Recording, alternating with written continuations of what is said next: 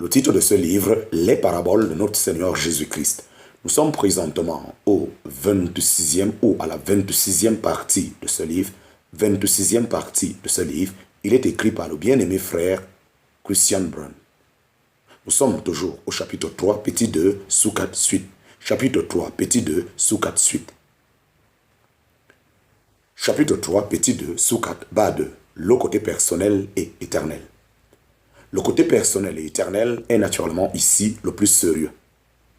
Ce n'est pas à la mort seulement que tous les plans de l'homme s'écroulent, en parenthèse, Somme chapitre 146, verset 4. Mais il y a aussi, et encore, un après. Après la mort, le jugement, en parenthèse, Hébreux chapitre 9, verset 27. Il y a alors les torrents qui viennent et les vents qui se jettent sur cette maison. Elle ne tiendra pas le coup contre eux, mais elle tombera. Le Seigneur Jésus ne termine pas, comme avec la première maison, par des paroles du genre, car elle n'était fondée que sur le sable. Mais il ajoute une phrase courte et bouleversante. Et sa chute a été grande. Celui qui prononçait ces paroles sait ce dont il parlait. Celui qui se tiendra un jour devant le grand trône blanc ne lui répondra pas sur un point entre mille, en parenthèse, Job chapitre 9, verset 3. Et si quelqu'un n'était pas trouvé écrit dans le livre de vie, il était jeté dans les temps de feu, en parenthèse, Apocalypse chapitre 20, verset 15. Quelle chute que celle de cette maison qui, malgré tout ce qu'on a pu mettre en œuvre, personnellement, n'était bâtie que sur le sable. Chapitre 3, petit 2, sous 4, bas 3. Chapitre 3, petit 2, sous 4, bas 3. Le côté prophétique en rapport avec le peuple juif. Le côté prophétique en rapport avec le peuple juif. Le troisième côté dans notre parabole se rapporte au peuple juif. Parce que leur Messie est venu à eux en grâce et qu'ils l'ont rejeté et crucifié, Dieu, à la fin des jours, amènera le jugement sur eux. Et j'ai mis le jugement pour cordeau et la justice pour plomb et la grêle baillera l'abri de mensonges et les eaux inonderont la retraite cachée. En parenthèse, Ésaïe chapitre 28, verset 17. On trouve quelque chose de parallèle à notre parabole en Ézéchiel chapitre 13. Dieu compare là les faux prophètes d'Israël avec ceux qui endurcissent, avec ceux qui enduisent d'un mauvais mortier. En parenthèse, c'est-à-dire de mensonges. Un mur construit par le peuple incrédule et il leur fait dire, dis à ceux qui enduisent le mur de mauvais mortier qu'il s'écroulera. Il y aura une pluie torrentielle.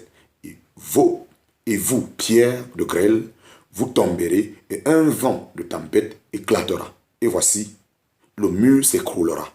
C'est pourquoi, ainsi dit le Seigneur l'Éternel, je ferai éclater dans ma fureur un vent de trompette et dans ma colère, il y aura une pluie torrentielle et dans ma fureur, des pierres de grêle pour détruire entièrement. Et je renverserai le mur que vous avez enduit de mauvais mortier et je le jeterai par terre et ses fondements seront découverts et il croulera et vous périrez au milieu de ses ruines. Et vous saurez que je suis l'Éternel. En parenthèse, Ézéchiel chapitre 13, versets 11 à 14. Cette prophétie a déjà eu un accomplissement partiel dans la mise de côté d'Israël comme peuple terrestre de Dieu, mais il reste un accomplissement final.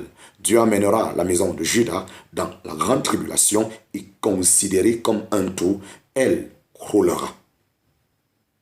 Ils ont eu le privilège inimaginable de la présence de Jésus, le Fils de Dieu. Ils ont entendu ces paroles, les paroles de celui qui est la vérité, et ils n'en ont rien fait. Certes, il y aura là aussi un résidu croyant, mais la masse du peuple périra.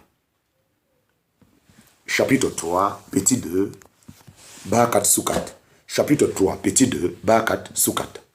Le côté prophétique en rapport avec la chrétienté.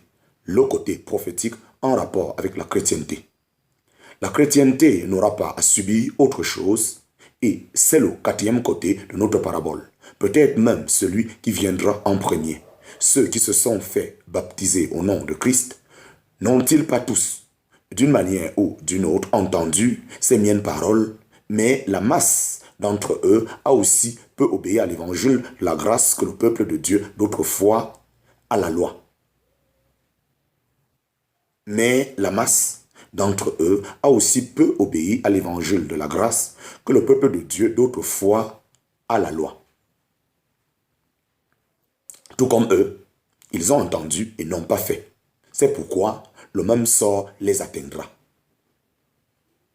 Quand le Seigneur Jésus reviendra pour enlever les siens, il vomira l'Odyssée de sa bouche, c'est-à-dire la chrétienté dans sa dernière phase, en parenthèse, Apocalypse chapitre 3, verset 16.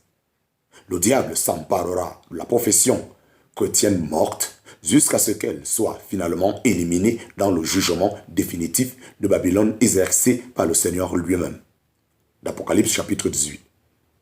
Alors, non seulement il ne restera plus de lampe chrétienne, mais plus de chrétienté du tout sur la terre. Même pas selon une profession chrétienne. C'est ainsi que s'écroulera la maison de la chrétienté définitivement, irrévocablement, et sa chute sera grande. Cependant, aujourd'hui, c'est encore le temps de la grâce. Aujourd'hui, on peut encore entendre les paroles de la grâce en parenthèse, Luc chapitre 4, verset 22, et par la repentance et la foi en Christ et son œuvre, on peut bâtir sa maison sur le roc. Et selon les paroles du Seigneur, elle ne tombera pas. Que beaucoup de gens puissent encore souscrire à cette assurance, la meilleure qui existe, s'ils ne la regrettent, ils ne la regretteront jamais. Et loué soit le Seigneur qui tiendra sa parole. Alléluia et Amen. Fin du chapitre 3. Fin du chapitre 3. Nous entrons dans le chapitre 4. Chapitre 4, parabole de Matthieu, chapitre 9 à 12. Chapitre 4, parabole de Matthieu, chapitre 9 à 12. Parabole de Matthieu, chapitre 9 à 12. Nous entrons dans le chapitre 4. Chapitre 4, petit 1. La présence de l'époux. Matthieu chapitre 9, verset 9 à 15, Marc chapitre 2, verset 14 à 20, Luc chapitre 5, verset 27 à 35. Dans la vie du Seigneur Jésus sur la terre, il y a eu bien des choses qui ont heurté les hommes et dont les Juifs, tout spécialement, se sont scandalisés. La racine de ces sentiments se trouvait dans leur méchant cœur d'incrédulité. Ils ne savaient tout simplement pas qui était devant eux, ni ne le croyaient. La gloire de sa personne leur était cachée. Il fut invité une fois par un publicain qu'il venait d'appeler à le suivre. Lévi, en parenthèse, Matthieu, lui fit un grand repas dans sa maison, et beaucoup de publicains et de pécheurs étaient à table avec lui. En parenthèse, Matthieu chapitre 9, verset 9 à 15, Marc chapitre 2, verset 14 à 20, Luc chapitre 5, verset 27 à 35. Les scribes et les pharisiens en furent fâchés. Toutefois, ils ne s'attaquèrent pas directement au Seigneur, mais seulement à ses disciples. Pourquoi mangez-vous et buvez-vous avec des publicains et des pécheurs?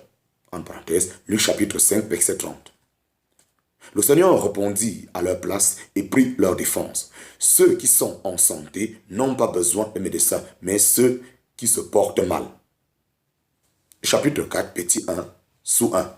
Chapitre 4, petit 1, sous 1. Les disciples de Jean. Les disciples de Jean. Il n'est pas exclu que cette circonstance ait eu lieu en un jour où les disciples de Jean et les pharisiens jeûnaient.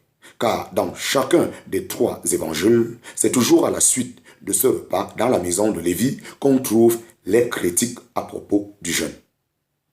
En Matthieu, ce sont les disciples de Jean, le baptiseur, qui viennent interroger le Seigneur Jésus de la manière suivante. Pourquoi nous, et les pharisiens, jeûnons-nous souvent et tes disciples ne jeûnent pas? En parenthèse, Matthieu chapitre 9, verset 14.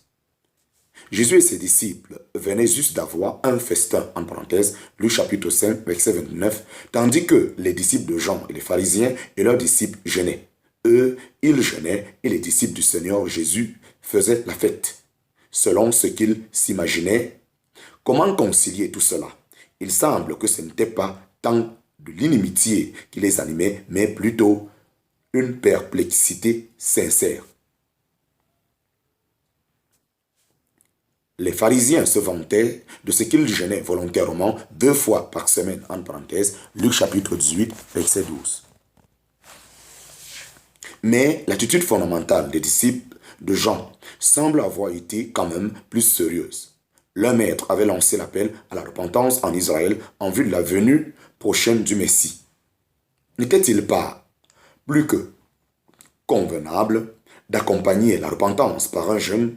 Lui-même n'avait ni mangé ni bu, en parenthèse, Matthieu chapitre 11, verset 18. Devait-il, en tant que ses disciples, délaisser cette habitude maintenant que leur maître était en prison? Jean avait appelé à la repentance et avait jeûné. Eux, ses disciples, s'étaient repentis et avaient jeûné. Le jeûne n'était-il pas un fruit digne de la repentance?